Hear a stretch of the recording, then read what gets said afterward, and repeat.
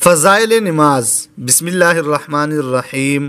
نبی اکرم صلی اللہ علیہ وسلم کا ارشاد ہے، سب درود شریف پڑھیں، کہ جو شخص 40 دن اخلاص کے ساتھ ایسی طرح نماز پڑھے کہ تکبیر اولیٰ فوت نہ ہو تو اس کو 2 پروانے ملتے ہیں، ایک پروانہ جہنم سے چھٹکارے کا، دوسرا انفاق سے بری ہونے کا۔ معزز سامعین کرام، فائدے میں لکھا ہے یعنی جو اس طرح 40 دن اخلاصی نماز پڑھے کہ شروع سے امام کے ساتھ شریک ہو، اور نماز شروع کرنے کی تکبیر جب امام کہے تو اس وقت یہ بھی نماز میں شریک ہو جائے، تو وہ شخص نہ جہنم میں داخل ہوگا نہ منافقوں میں داخل ہوگا۔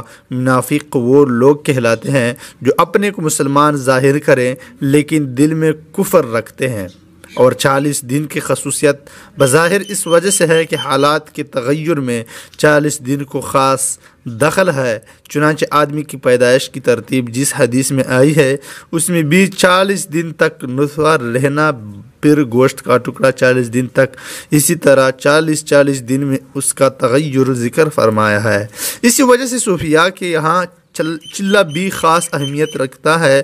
کتنے خوش قسمت ہے وہ لوگ جن کی برسوں بھی تکبیر اولیٰ فوت نہیں ہوتی۔ معزز سامعین کرام، یہ ہے نماز کی فضیلت۔ معزز سامعین کرام، نماز کی فضیلت کافی زیادہ ہے، بے انتہا زیادہ ہے۔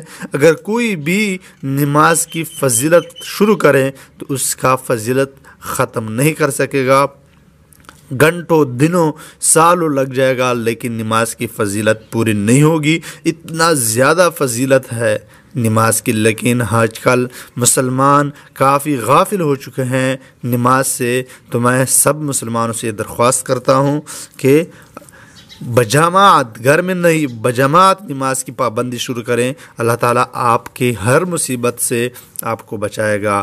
وآخر دعوانا ان الحمد للہ رب العالمین۔